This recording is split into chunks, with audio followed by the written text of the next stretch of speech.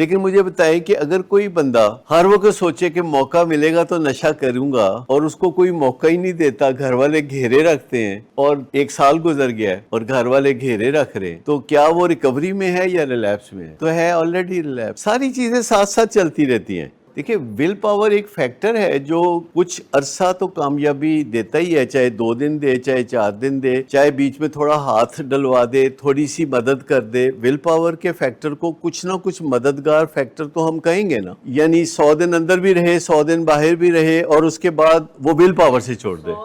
یعنی میں سنجیدہ ہو جاؤں، وفادار ہو جاؤں اپنے ایم کے ساتھ، وہ جو میں پہلے دکھاوے کے لیے کر رہا تھا تو اب میں بھی اس میں شامل ہو جاؤں۔ اچھا، میں اس کی مثال آپ کو ایسے سمجھاتا ہوں کہ ہمارے کئی ایسے پیشنٹ ہوتے ہیں کہ جو 100 دن علاج کر کے گئے، مہینہ کو فالو اپ پہ آئے اور اس کے بعد وہ ریلیپس ہو گئے، یعنی عام زبان میں انہوں نے نشہ کر لیا، لیکن پھر 2 ہفتے کے بعد وہ نشہ نہیں کر رہے اور اب وہ فالو اپ میں بھی نہیں، اور پھر ایک دن نشہ کر لیا، پھر مہینہ نہیں کیا، پھر ایک دن کر لیا، پھر 2 مہینے نہیں کیے، اور پھر 4 سال بعد ہمیں ملے تو وہ 4 سال سے نہیں کر رہے تھے۔ اب مجھے بتائیے کہ وہ جس پروسیس سے گزرے ہیں اس میں ان کی جو کامیابی آخرکار ملی ہے اس میں علاج کا کوئی حصہ ہے کہ نہیں ہے نا، کیونکہ وہ جو باتیں کبھی سنی ہوتی ہیں، کہانی یہاں وہاں اوپر ادھر ادھر، وہ کہیں نہ کہیں انسان کا دماغ ایسا ہے کہ وہ جو چیز بھی سن لیتا ہے وہ کہیں نہ کہیں جا کے کسی نہ کسی خانے میں سٹور ہو جاتا ہے۔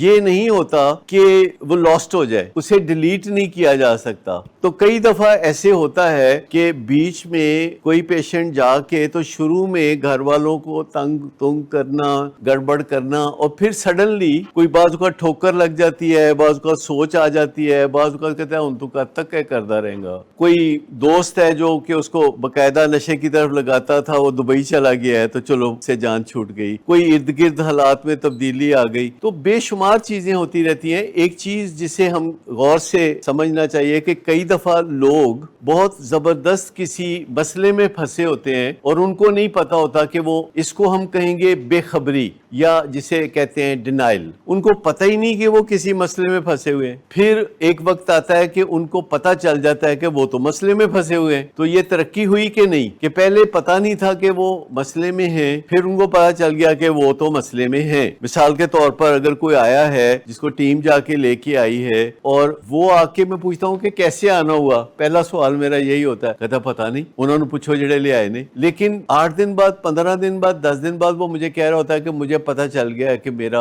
مسئلہ تو کوئی ہے، یا وہ کہتا ہے کہ پہلے تو میں خوش نہیں تھا پر میں اب آپ کا شکر گزار ہوں کہ آپ نے میری جان بچا دی۔